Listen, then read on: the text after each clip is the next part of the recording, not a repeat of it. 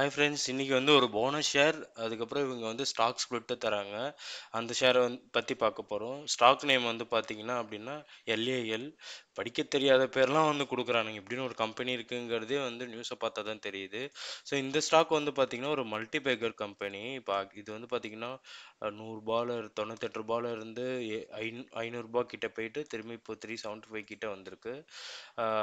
So இது வந்து இவங்க வந்து என்ன பண்ணியிருக்காங்க அப்படின்னா, இவங்க வந்து பார்த்தீங்கன்னா நம்ம 11 ஷேர் வச்சிருந்தா 6 ஷேர் வந்து போனஸ் குடுக்குறாங்க.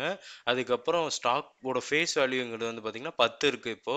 ஸோ அது வந்து ஸ்ப்ளிட் ஆகி வந்து 1 ஆக்க போறாங்க ஃபேஸ் வேல்யூ. ஸோ ஸ்டாக் ஸ்ப்ளிட்டும் இருக்கு.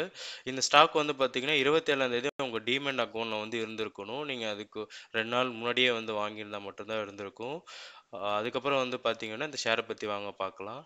ஸோ இந்த ஷேர் வந்து பார்த்தீங்க அப்படின்னா ஸ்மால் கேப் கம்பெனி.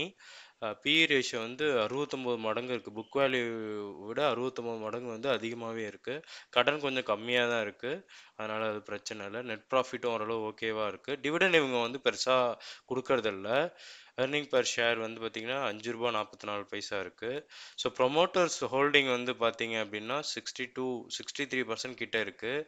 அதுக்கப்புறம் இந்த ஸ்டாக் வந்து பார்த்தீங்கன்னா எப்பப்பெல்லாம் 50 டிஎம்ஏ வந்து தொடுறானோ அப்போ வந்து பார்த்தீங்கன்னா ஓரளவு மேலே போயிடுறான். லைட்டாக கீழே வந்துட்டு அதுக்கப்புறம் மேலே தான் போக பார்க்குறான்.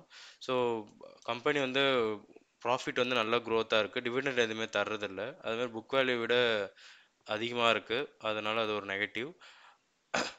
இது வந்து பார்த்தீங்கன்னா என்ன செக்டாரில் இருக்குன்னா டெக்ஸ்டைல்ஸ் செக்டாரில் இருக்குது. அதுக்கப்புறம் சேல்ஸ் வந்து பார்த்தீங்கன்னா ஓரளவு போன வருஷம் என்ன இருந்ததோ அதே தான் இந்த வருஷம், போன வருஷம் டிசம்பரும் இருந்தது. அதுக்கப்புறம் ப்ராஃபிட் வந்து ஓரளவு நல்லா இருக்கு. நெட் ப்ராஃபிட் வந்து இன்க்ரீஸ் ஆகிருக்கு. ரிசர்வ்ஸ் வந்து பார்த்தீங்கன்னா 8 கோடி கிட்ட வச்சுருக்காங்க தனியாக. அதுக்கப்புறம் நம்ம ஷேர் ஹோல்டிங் பேட்டர்ஸ்லாம் முன்னாடியே பேசினது தான். ப்ரொமோட்டர்ஸ் வந்து ஒரு 63% கிட்ட வச்சுருக்காங்க. மீதி எல்லாம் வந்து பப்ளிக் கிட்ட தான் இருக்குது. ஸோ நீங்கள் இந்த ஸ்டாக் அனலைஸ் பண்ணிவிட்டு நீங்கள் வாங்குறனா வாங்க ஃப்ரெண்ட்ஸ். இது வந்து ஒரு ஜஸ்ட் எஜுகேஷனுக்காக தான் போடுறேன். பை கால்ஸ் எதுவுமே வந்து கிடையாது ஃப்ரெண்ட்ஸ். தேங்க்யூ.